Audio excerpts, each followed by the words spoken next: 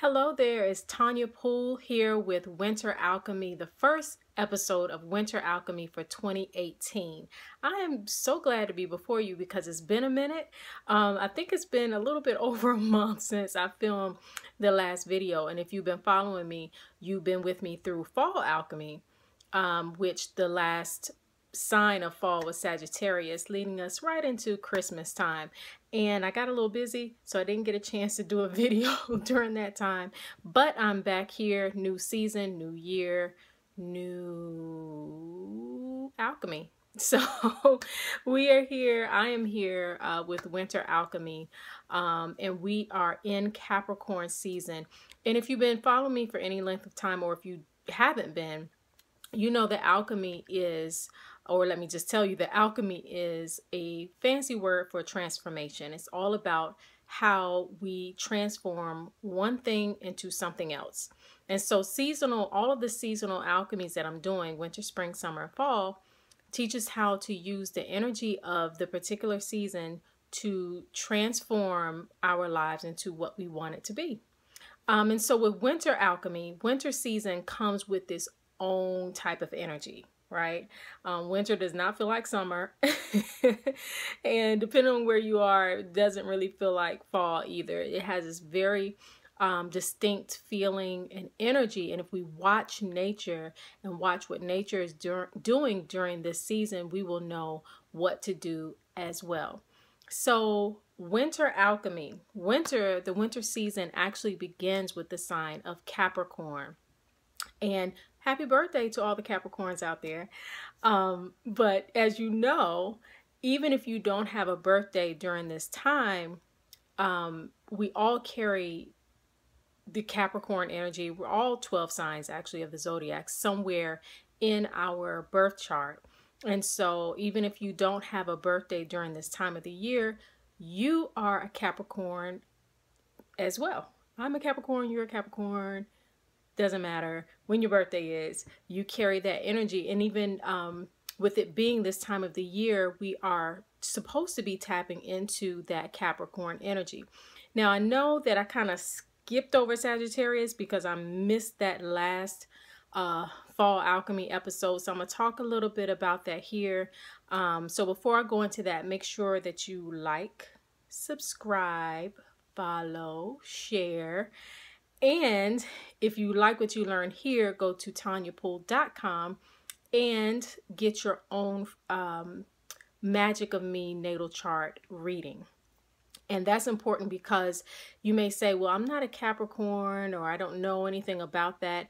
And that reading can tell you where Capricorn is for you in your chart and how to apply the energy that I'm about to talk about in your own life. So before we go into Capricorn, like I've said Capricorn a lot, I'm going to talk a little bit about Sagittarius, which was the last sign of fall, which was the sign that got us through to about December 21st, 22nd. And so the energy of Sagittarius is very expansive.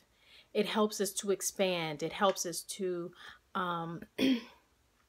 kind of review even our own ideas and philosophies about life and examine, do these philosophies, do these ideas, do these beliefs, do they even hold weight with us anymore? Should we expand our belief systems, expand what we know?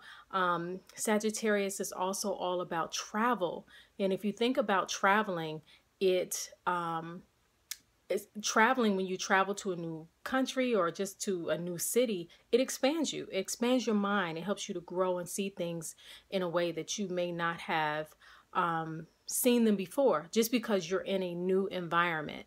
And so that's what Sagittarius energy does. And it's very interesting that Sagittarius comes at the end of the year, even though it's not the last of the zodiac signs, but it comes at the end of our calendar year because it helps us to, most of us are preparing for the new year. We're preparing for our New Year's resolutions or how we want to revamp our lives. And in order to do that, we have to kind of look at what is and what isn't working, what beliefs work with us, what beliefs, just don't benefit us anymore.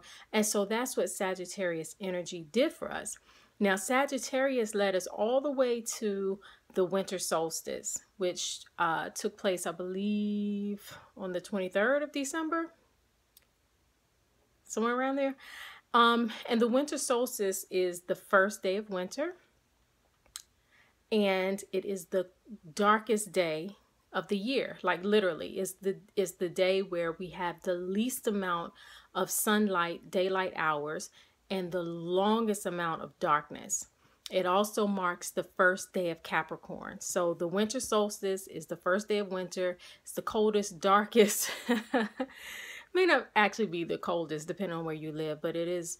It ushers us into winter, and we go into Capricorn season, which we're in now. So we're in Capricorn season, which the Capricorn energy is all about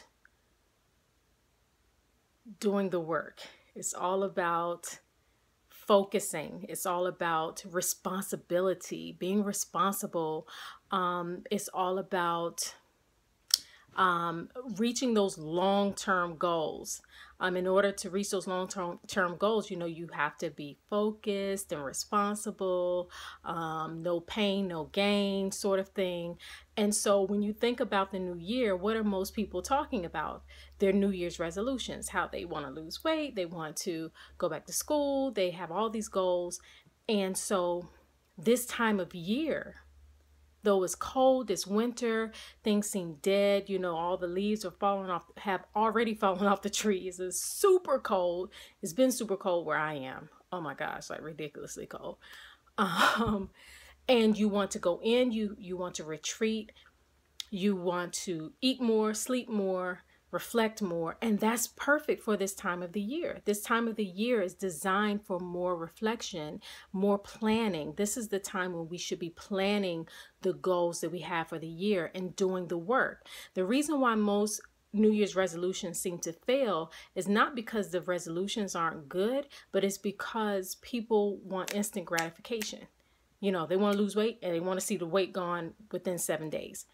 Capricorn energy is not about that. Capricorn energy is all about doing the work to actually lose the weight, doing the work to actually get that promotion on your job.